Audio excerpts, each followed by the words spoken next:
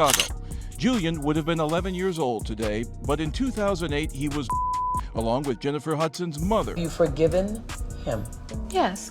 We tried to offer love. When I saw that audition for that movie part, I saw a depth and a range and a soulfulness that really ranks at the top level. It's a very powerful concept to have and far too lucrative and beneficial to not be attempted. Oh my God, darlings, grab your popcorn because I've got the most delicious Hollywood tea to spill today about Jennifer Hudson and Common. These two absolute treasures of Tinseltown look like they're writing their own fairy tale romance. They've been dropping hints here and there about wedding bells, and Jennifer, sweet soul that she is, has been calling the whole idea absolutely beautiful. But wait, hold on to your seats because there might be some seriously dark Hollywood secrets lurking in the shadows. You know, the kind that Katt Williams has been warning us about, that could rip this perfect couple apart. Some of us are against the Illuminati, and we are against the Illuminati at our own detriment.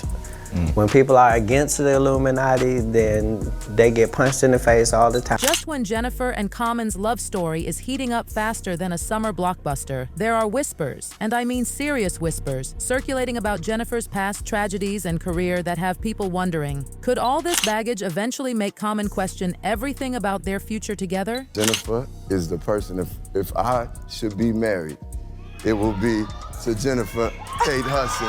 Here's the burning question on everyone's lips. Is our beloved Common getting dangerously close to Hollywood's dark underbelly? Could he wake up one morning and decide that loving Jennifer comes with a price tag that's just too steep to pay? Let me spill every single detail, honey. Jennifer Hudson and Common look like they were literally handcrafted by Cupid himself. Since they made their romance Instagram official in January, they've been absolutely gushing about each other like teenagers in love. Common dropped the biggest hint ever when he confessed, and this is straight from his heart, that if he ever decides to walk down that aisle, Jennifer would be his bride. And our girl Jennifer, she's been practically floating on cloud 9, openly dreaming about becoming Mrs. Common. I think it's a beautiful thing. I think you are a deserving man, and you know, I support that idea. I think it's a beautiful idea. But here's where the plot thickens, my darlings. Despite all this lovey-dovey talk and hard eyes emoji moments, they're moving slower than a Hollywood production in development hell, claiming they're not rushing. But what if? And this is where it gets juicy. What if there are some seriously dark Hollywood forces pulling strings behind those velvet curtains? You see, sweethearts, while Jennifer first captured our hearts on American Idol, it wasn't until Dreamgirls that she truly became Hollywood royalty, snatching that Oscar and becoming a name that everyone whispered with awe. But here's where things take a sinister turn. Her career actually skyrocketed to unimaginable heights after the devastating loss of her family. And those conspiracy theorists? Oh, honey, they've been connecting dots faster than a detective on a crime scene.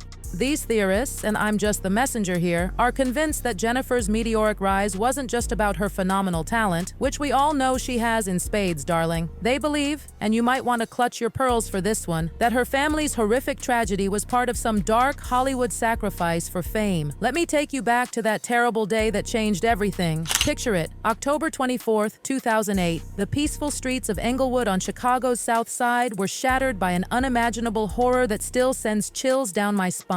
3 precious souls from Jennifer Hudson's family, her beautiful mother Darnell Donnerson, her beloved brother Jason Hudson, and her adorable 7-year-old nephew Julian King, were brutally taken from this world. The scene was absolutely devastating, darlings. Darnell and Jason were discovered in their home, both shot to death. But wait, because the nightmare wasn't over. 3 agonizing days later, little Julian was found in an abandoned vehicle, also shot. My heart breaks into a million pieces just sharing this with you. What did you see that made you feel like something was off? He went to jail right after 8th grade. He told you that he was going to your family. My grandmother, my mother. Can you even imagine the pure horror when Jennifer's sister Julia Hudson discovered their mother and brother's bodies? The sheer panic that gripped her heart when she realized precious little Julian was missing? An Amber Alert went out faster than breaking news, and the entire city of Chicago became one massive search party looking for that sweet little boy. But sadly, we all know how this heartbreaking story ends. The investigation zeroed in on Julia's estranged husband, William Balfour, faster than paparazzi at a celebrity wedding. Now, this man had a history darker than a midnight premiere. Violence, threats against the Hudson family, the whole 9 yards. His relationship with Julia was more dramatic than a soap opera, filled with explosive arguments, and they were separated when this tragedy struck. But here's something that'll make your jaw drop. The very same day they found Darnell and Jason, police nabbed Balfour. But get this tea, it wasn't even for the murders at first. They got him on a parole violation while they built their case like a Hollywood blockbuster. And build it they did. His fingerprints were plastered all over the vehicle where they found poor Julian, and the ballistics? Honey.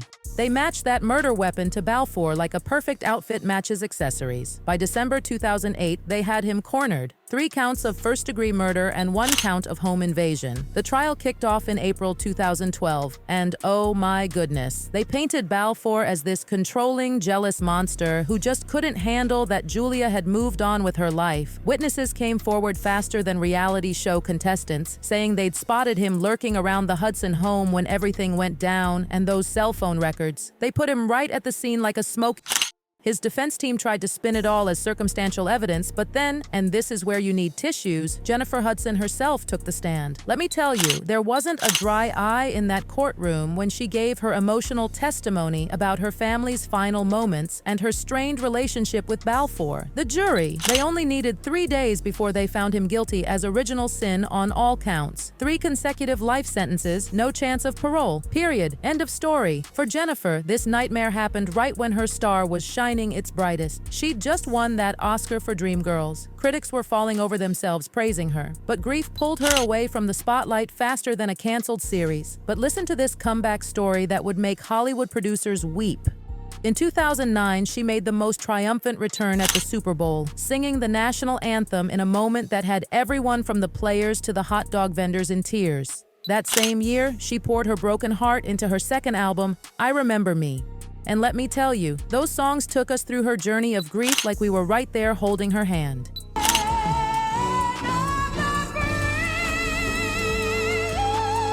In the most beautiful tribute ever, Jennifer created the Julian D. King Gift Foundation, making sure her nephew's memory lives on through acts of kindness for children. If that doesn't make your heart grow 3 sizes. And I started the Julian D. King Gift Foundation, and so we give back to unfortunate kids and make sure they have the school needs they need. And we also have a toy drive on the holiday season. But just when you think the drama's wrapped up neater than a Christmas present, hold on to your hat. In 2016, Balfour had the audacity to break his silence, giving an interview to ABC's Chuck Goody from behind those cold prison walls in Illinois. I didn't understand why you would have been considered a suspect. No, for what?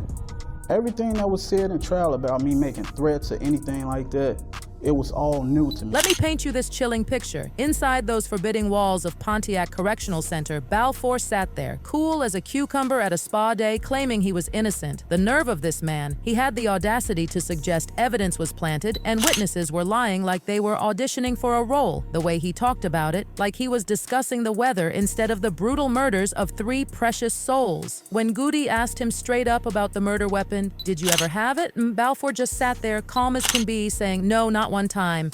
Child, the lies were flowing like champagne at an awards show. He tried spinning this wild conspiracy theory about how everyone was out to get him like he was the star of his own thriller movie. But the most disturbing part? When he talked about little Julian, the way he discussed that innocent child's death, suggesting Julian was killed to prevent identification. I literally can't even. The coldness in his voice could freeze hell itself. Now, fast forward to 2019, and Jennifer sat down with The Guardian for a heart-to-heart that would move mountains. Speaking about her son David, who was 10 at the time, she opened up about how she deals with the trauma like a warrior queen.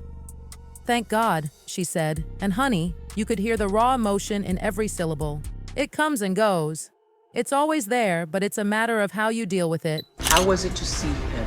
It made my skin. But here's the twist that had everyone's jaws on the floor. In 2020, on Oprah's Next Chapter, Jennifer revealed something that left us all speechless. She had forgiven Balfour. Yes, you heard that right. Even though seeing him in court made her skin crawl like a horror movie, she believed he never really had a chance in life. Talk about grace that could move mountains. I haven't been to the gravesite since we buried them. But now I want to go because I feel like, okay, we've accomplished this, we've done this. After the tragedy, Jennifer's comeback was more spectacular than a 4th of July fireworks show. That Super Bowl performance in 2009, absolute chills, darling. Jennifer Hudson.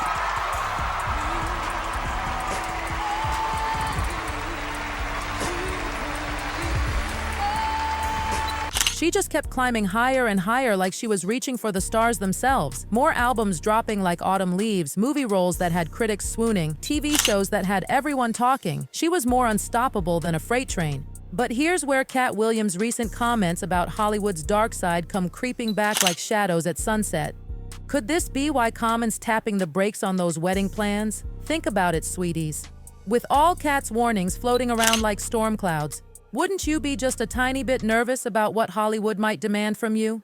Is Common lying awake at night wondering if he might have to pay some terrible price for their love? Only time will tell if these dark whispers will drive them apart like so many Hollywood couples before them. For now, they're still together, serving us couple goals and looking more in love than Romeo and Juliet. But those wedding bells, they might stay silent until Common feels absolutely certain their love won't cost him everything he holds dear. We'll just have to wait and see how this Hollywood romance plays out. And that's all the piping hot tea I have for today, my darlings. Keep your eyes peeled for more updates on this love story that has us all on the edge of our seats. Until next time, bye. Next time, bye.